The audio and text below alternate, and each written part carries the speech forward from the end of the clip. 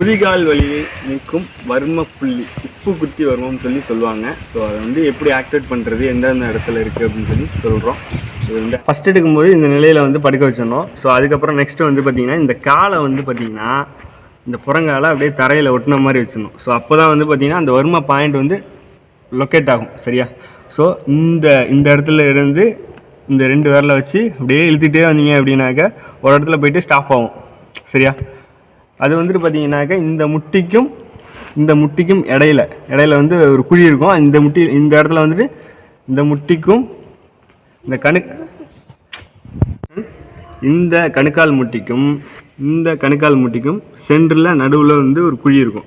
அதை மென்ஷன் பண்ணுறதுக்கு கரெக்டாக இந்த எலும்பு இருக்குது பார்த்தீங்களா, இந்த எலும்புல இருந்து 2 விரலை வச்சுட்டு டக்குன்னு நல்லா இழுத்துட்டு வந்தீங்க அப்படின்னாக்க ஒரு குழி வரும், 2 குழி. சரியா? இதுதான் அந்த லொக்கேஷன். ஓகேவா? இதுக்கு மேலே வந்து நம்ம கை வந்து போகாது. சரியா? இதுக்கு இங்கிட்டு வந்து எலும்பு இருக்கும், இதுக்கு இங்கிட்டு கை வந்து போகாது.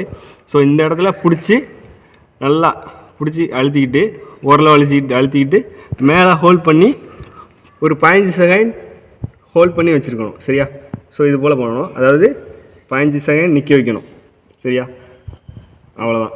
மறுபடி ஓகே, மேலாப்பில் இழுக்கணும். இருங்க, இப்படி கொண்டு வந்துட்டு வச்சுட்டு மேலாப்பில் இழுக்கணும்.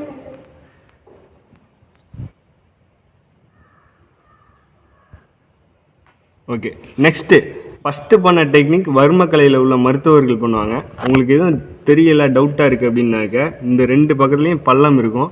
ஸோ இந்த 2 பள்ளத்தையும் ஜஸ்ட்டு அழுத்தி ரிலீஸ் பண்ணுங்கள். சரியா? சரிங்க, இந்த மாதிரி அழுத்தி ரிலீஸ் பண்ணலாம். கிளாக் வைஸ் அண்ட் ஆன்டி கிளாக் வைஸில் சுற்றலாம். சரியா?